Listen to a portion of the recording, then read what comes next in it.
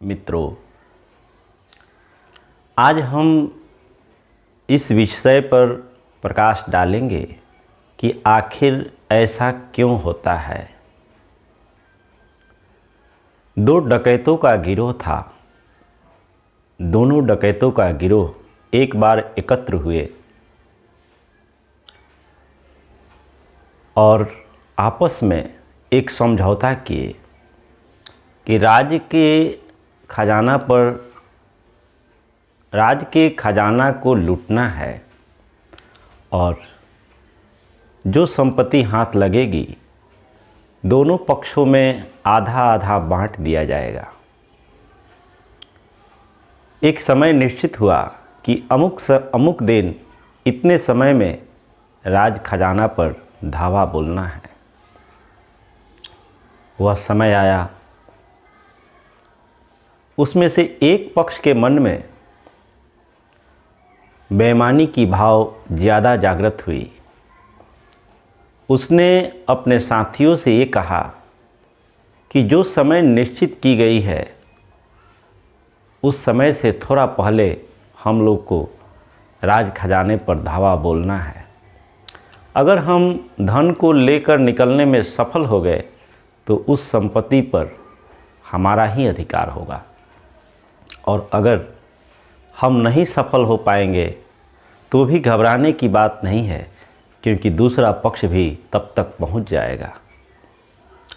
इस योजना के तहत डकैतों का एक पक्ष जो समय निश्चित की गई थी उससे थोड़ा पहले ही राज खजाना पर धावा बोल दिए। राजा के सैनिक सचेत नहीं थे।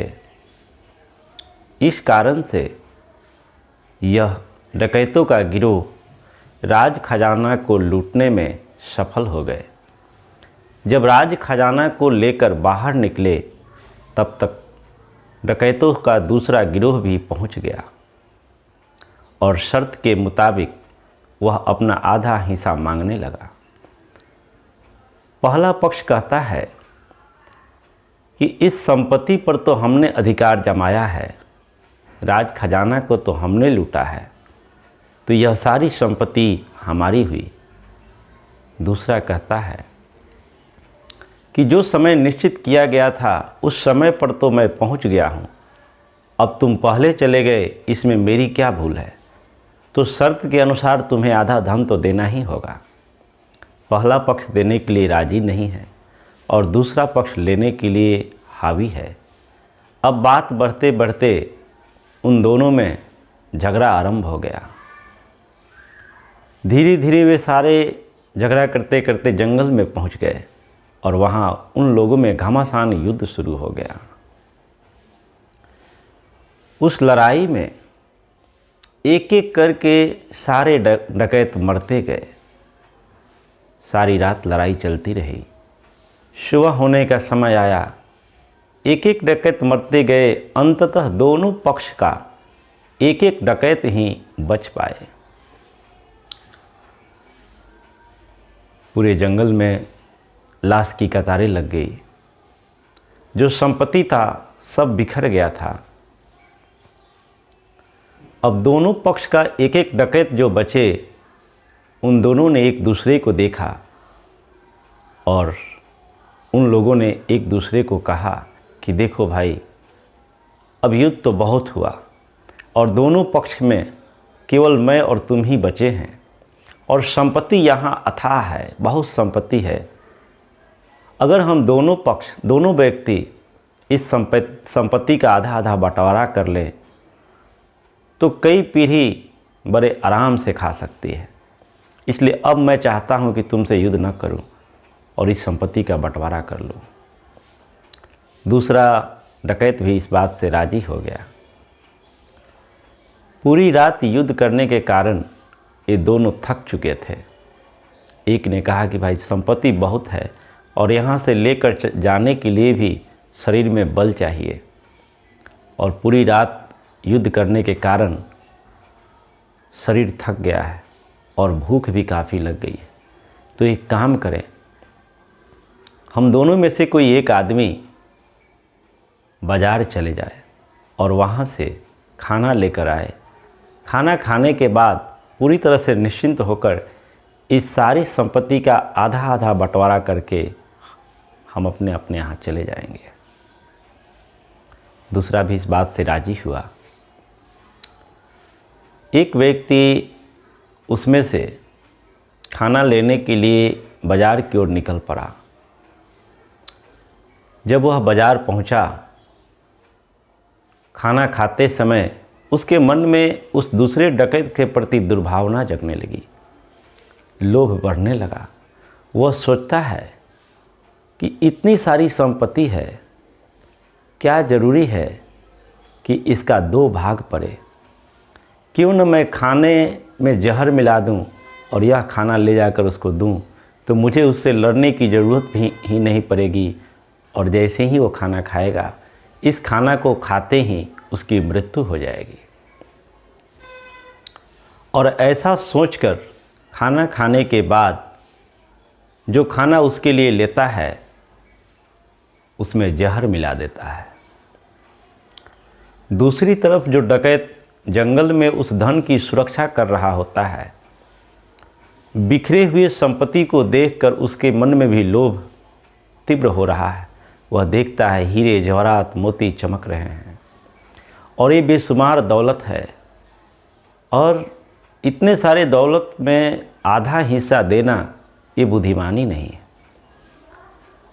तो वह जो डकैत खाना लेने गया है, वो जब आएगा, मैं एक पेड़ के पीछे छुप जाता हूँ और जैसे ही वो आएगा मैं तलवार से वार करूँगा, उसका गर्दन धड़ से अलग हो जाएगा और ये सारी संपत्ति पर मैं ही अपना अधिकार जमा लूँगा। यह विचार यह डकैत कर रहा है। जो खाना लेकर के आ रहा है वह अपने विचार के अनुसार सोचते हुए आ रहा है और इधर दूसरा डकैत अपने विचार को सोच रहा है। जैसे ही वो खाना लेकर के उस जगह पर पहुंचा, डकैत पहले से छुपा हुआ था और इस डकैत के पहुंचते ही उसने अपने तलवार का वार किया और उसके तलवार के वार से उसके गर्दन शरीर से अलग हो गया। उसके हाथ में जो खाना का पोटली था वो गिर गया। अब यह डकैत देखता है कि चलो यह बला टली, अब ये समाप्त हुआ, अब इस सारी संपत्ति का मैं ही केवल मालिक बना। जो पोटली खाना का गिरा था उसको उसने उठाया और उसको खाना शुरू कर दिया। जैसे ही उस खाना को खाया, खाने के बाद वह भी उसी जगह समाप्त हो गया। मित्रों, इस कहानी से आपको ये विचार करना है कि आखिर ऐसा क्यों होता है। बहुत गहराई में अगर हम चिंतन करें तो पता चलता है हम जो विचार दूसरों के लिए करते हैं और लगातार करते हैं, हृदय से करते हैं, तो वह तरंगे उस तक पहुंच जाती है। आप अनुभव करेंगे, कई बार आपके जीवन में ऐसी घटनाएं घटती है, जब आप बेहद क्रोधित होते हैं तो आप ज़रा जांचना, क्रोध के समय में आपका बल कई गुना बढ़ जाता है। आखिर क्रोध के समय आपका इतना बल बढ़ गया, इसके पीछे कारण क्या है? मित्रों, प्रकृति के नियम के अनुसार जिन तरंगों को हम अपने भीतर प्रकट करते हैं, ऐसे तरंग बाहर ब्रह्मांड में फैली हुई है और उन तरंगों से संबंध जुड़ने लगता है। जब कोई व्यक्ति क्रोध जगाता है तो उस समय हमारे मन से उठी हुई क्रोध की तरंगे और ब्रह्मांड में फैली हुई क्रोध के तरंगों से संबंध जुड़ने लगता है और इसी कारण क्रोधी व्यक्ति ज़्यादा शक्तिशाली महसूस करने लगता है। ठीक इसी प्रकार घृणा का भी, जब किसी व्यक्ति के प्रति हम घृणा जगाते हैं तो ब्रह्मांड में फैली हुई घृणा के तरंगों से हमारा संबंध जुड़ता है और हमसे भी दुनिया घृणा करने लगती है। जब कोई व्यक्ति सेवा की भावना करता है, सहयोग की भावना करता है, शांति की भावना करता है, तो सेवा, शांति और सहयोग की तरंगें जो ब्रह्मांड में फैली हुई है चारों तरफ में, उन तरंगों से उसका संबंध जुड़ जाता है। और जो व्यक्ति एक सेवा करता है, एक सहायता करता है, उसके जीवन में अनेक सहायताएं मिलने लगती है, अनेक प्रकार की सेवा मिलती है, अनेक प्रकार की सुविधाएं मिलने लगती है। यही प्रकृति का नियम है।